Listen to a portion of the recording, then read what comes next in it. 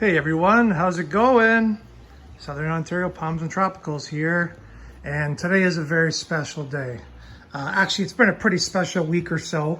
There's been things going behind the scenes I haven't documented with you guys. Not everything is like, live, and when you film stuff, it doesn't necessarily come on that day.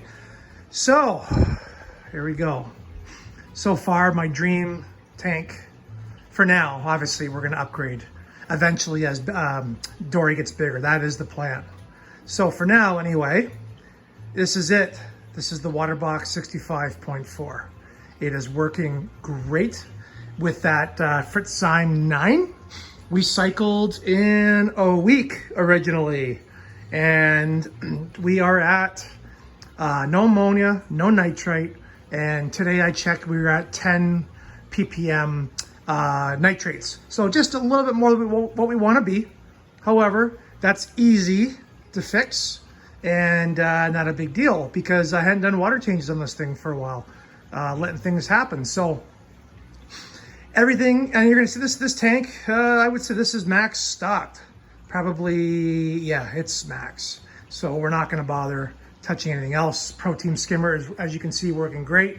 And here it is, guys. It was completely worth this.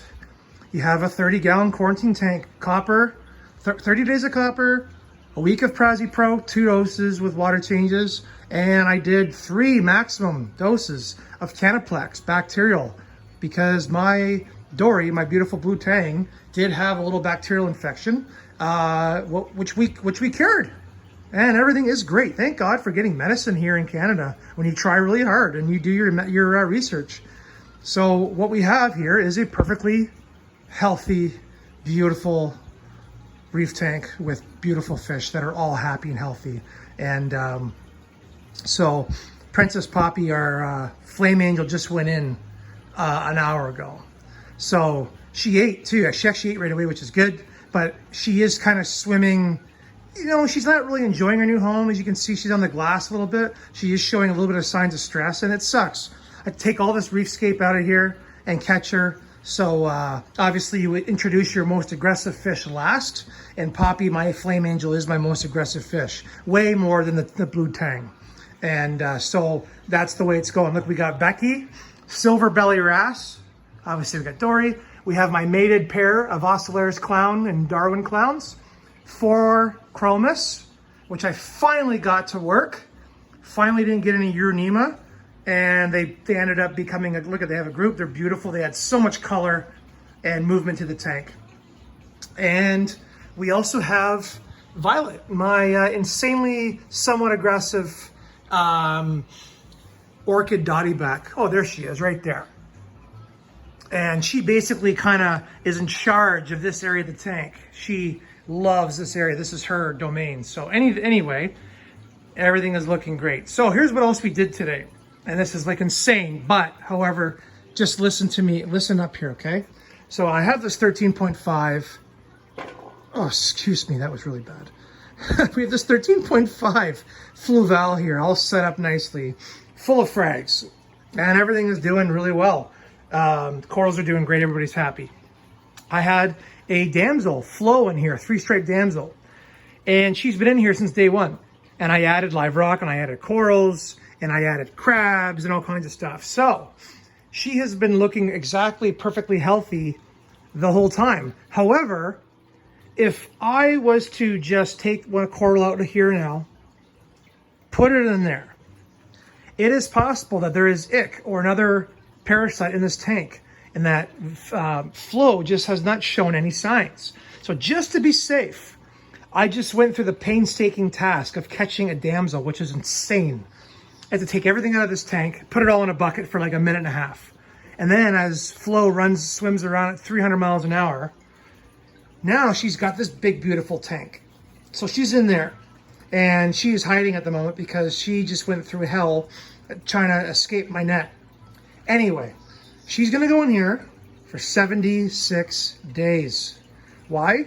Because Humble Fish and all the people and scientists who've done research have said 76 days of this tank to have no fish will pretty much guarantee you most or all strains of ick, velvet, brook, things like that, will not survive.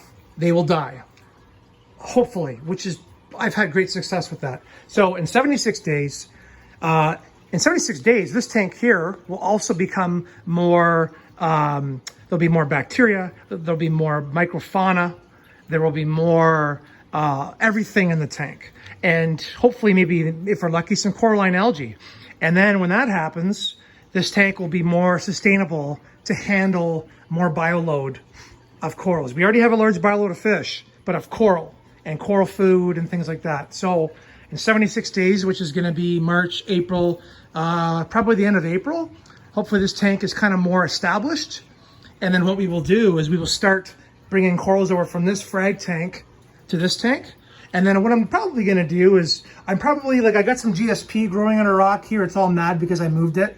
So I'm probably gonna leave like one of these leathers. Sorry, everything's closed up, guys, because I just moved it all around. Probably gonna leave one of these leathers in here and some GSP, maybe a mushroom or a pally or something. And just to kind of make this tank look nice as just a little nano tank for my little damsel flow. And then everything else is gonna go into this beautiful thing. So the other thing we're gonna do, and you're gonna say, well, this is kind of a bad idea. I'm gonna get some more dry rock and I'm gonna put it in eventually when I figure out what I wanna do and have it ready for when the coral come over. I'm also gonna add more Fritzyme 9 because you can do that. You can add bottled bacteria to an established tank. Just follow the directions. But I'm telling you, this Fritz stuff, excellent. And I'm also using Salifert test kits. Amazing. API showed no nitrates, showed just yellow. Well, you can't distinct yellow from yellow, but when I did the, and it's always yellow. No matter what you do, it's yellow. If you have 0 nitrates in a Salifert kit, the water will be clear. So as soon as you start to see a little bit of pink or purple, you know, hey, you know what? I do have something in the tank. So it's way easier to use. Anyway, everything was worth the wait. We did 2.5 months. Well, it's the middle of February, and actually end of November is when the chromis were in that tank. So some of these fish have been in there for 3 months. And as you can see, they are loving life. And what's hilarious is, Violet, who's in there, is hanging out. The 2 clowns, these 3 fish, they were all together in the nano tank. These guys all grew up together in the quarantine tank. So now that they're all together in the big 4-footer here, you can see that the fish, like my wrasse, Dory, the chromis, they're all swimming together. They love each other. We have a great relationship. Everybody is happy. I'm so happy. I hope everything stays happy and healthy. And now I just have to maintain it. And we'll do more updates as things go on. We're probably gonna add another Nero 5 on this corner and create a back and forth wave.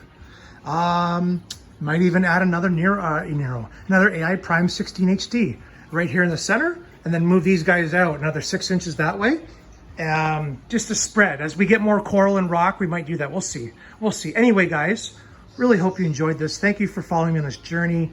It's not the easiest thing to do, but if you take your time, if you do your research, if you can get meds, because Dory had ick. When I brought her home, the day after I brought her home, she was full of ick. Like, she wasn't bad, but she had ick. And luckily, none of it actually showed on the other fish. Copper went in right away, and after we got rid of it. So anyway, guys, enjoy your long family day weekend here in Canada. Thanks for watching.